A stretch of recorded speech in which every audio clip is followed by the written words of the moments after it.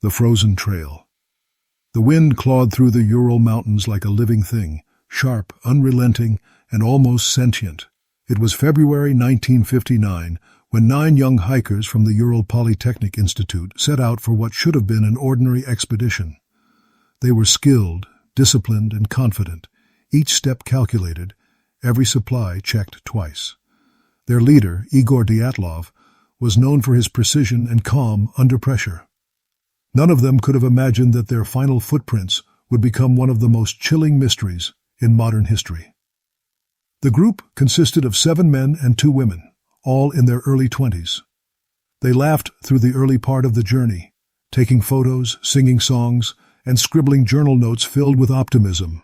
Their destination was Otorten, a remote mountain whose name in the local Mansi language means, "Don't go there."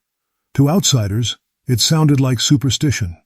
To the Mansi people, it was a warning written by nature itself. On January 31st, the group set up camp on the edge of the tree line. The next day, they began ascending toward the pass. A blizzard rolled in, heavy and blinding. Instead of turning back, Dyatlov made the decision to stop and pitch their tent on the exposed slope of Kolat Shakal, another Mansi name meaning Mountain of the Dead. Perhaps he wanted to stay on schedule. Perhaps he believed they were safe. History would prove him wrong. When they failed to send word after their expected return date, rescue teams were organized. What they discovered defied explanation. On February 26th, searchers spotted the hiker's tent, half buried in snow and eerily silent.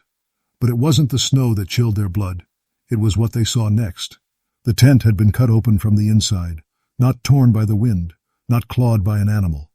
Sliced, clean, deliberate, desperate. Footprints led away from the tent. Barefoot prints, some in socks, others completely naked to the ice. They trailed downhill toward a sparse forest, then vanished into the white.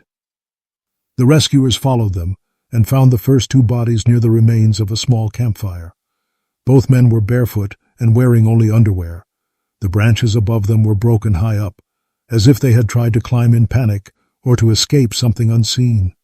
Their skin was burned, blackened by frost, and their faces twisted in agony. Further into the woods, 3 more bodies were discovered. Dyatlov himself, his deputy Zina Kolmogorova, and Rustem Slobodin. They were found facing the tent, as if trying to crawl back to safety. Dyatlov's clenched fists were filled with snow. Slobodin's skull was fractured, but with no external wound. It was as though pressure had crushed him from within. The rescuers were shaken, but the worst was still buried under the ice. Weeks later, when the spring thaw came, the last 4 bodies were found in a ravine. Their injuries were unlike anything seen before. One woman was missing her eyes and tongue. Another's ribs were shattered. The force, investigators said, was equal to a car crash. Yet there were no external cuts, no signs of struggle, and no footprints from anyone outside their group. Radiation was detected on some of their clothing, and their skin carried a strange orange hue. Soviet authorities quickly sealed the investigation, calling it an unknown compelling force. Back in the nearest town, the locals refused to speak of it. The Mansi elders shook their heads and whispered among themselves, "The spirits of the mountain are real." They warned the rescuers never to return to that place, never to disturb the snow where the 9 had fallen. "When the wind howls through Kolat, one said quietly, you can still hear them screaming. To this day, over 60 years later, no one sees and agree on what happened on that frozen slope. Theories swirl. Avalanche, military cover-up, infrared weapons, UFOs, but none explain the fear etched on those faces, or why trained mountaineers fled barefoot into 30-degree darkness. Some say the mountain remembers.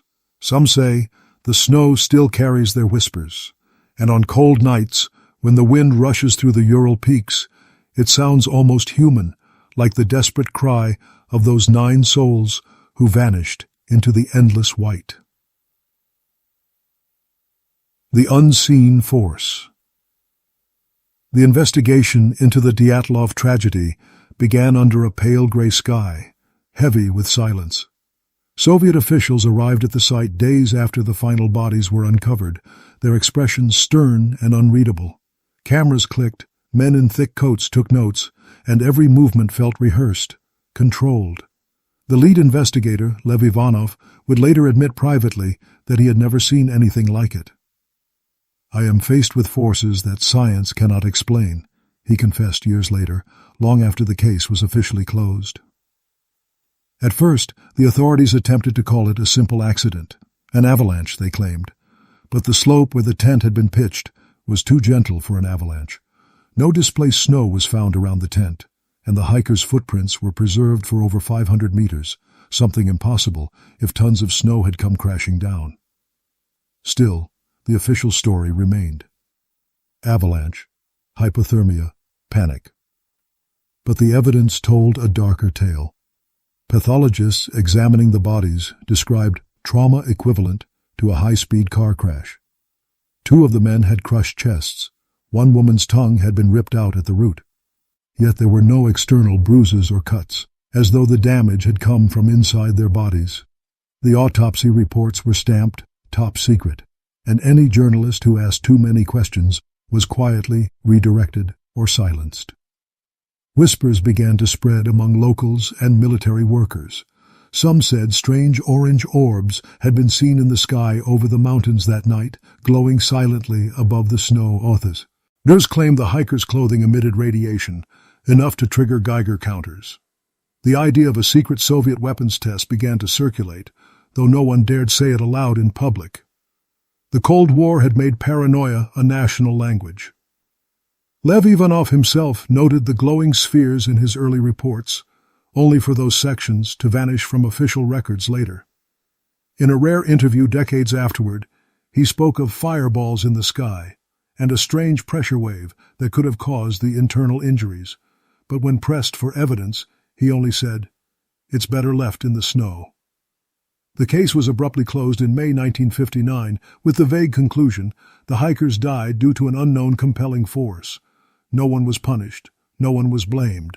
The mountain was sealed off for years, and the name Dyatlov Pass was quietly attached to the tragedy, forever branding that slope with death. Yet the whispers didn't stop. In the 1970s, a group of amateur climbers ventured near the site to pay tribute. One of them later claimed to have heard faint voices at night, human, pleading, and distant.